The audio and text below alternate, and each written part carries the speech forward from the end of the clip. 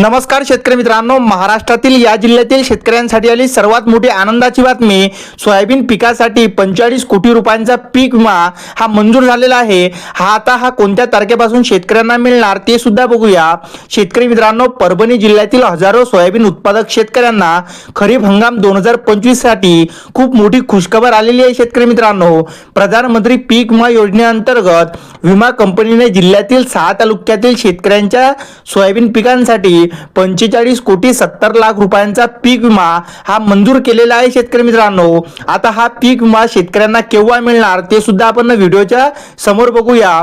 शेतकरी मित्रांनो, यामुळे नैसर्गिक आपत्तीमुळे नुकसान झालेल्या शेतकऱ्यांना खूप मोठा आर्थिक आधार सुद्धा होणार आहे। शेतकरी मित्रांनो, आता शेतकरी मित्रांनो, कोणत्या तालुक्यांना मिळाला फायदा ते आधी बघूया।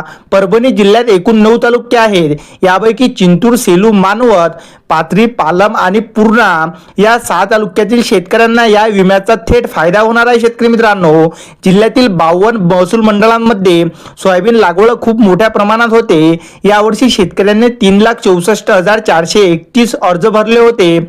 यातून 32 कोटी 86 लाख 87,751 रुपये इतका विमा हप्ता भरून 2,83,348 हेक्टर क्षेत्र हे सोयाबीन पिकाखाली संरक्षित सुद्धा करण्यात आलेले होते। शेतकरी मित्रांनो, त्याचबरोबर विमा कंपनीने आता या क्षेत्रातील नुकसानीच्या दाव्याचे तपासणी करून शेतकऱ्यांना 45 कोटी 70 लाख रुपयांचा विमा हा परभणी जिल्ह्याला मंजूर केलेला आहे। शेतकरी मित्रांनो, आता शेतकरी मित्रांनो, हे पैसे कोणत्या तारखेला शेतकऱ्यांच्या बँक खात्यात जमा होणार ते आपण थेट बघूया।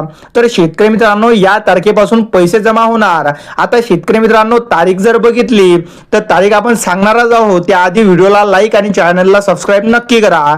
शेतकरी मित्रांनो, 23 एप्रिल 2026 म्हणजे 23 तारखेला दुपारी पीक विम्याचे पैसे हे शेतकऱ्यांना मिळण्याची दाट शक्यता सुद्धा आहे। शेतकरी मित्रांनो, व्हिडिओ आवडल्यास व्हिडिओला लाईक आणि चॅनलला सबस्क्राईब नक्की करा। धन्यवाद।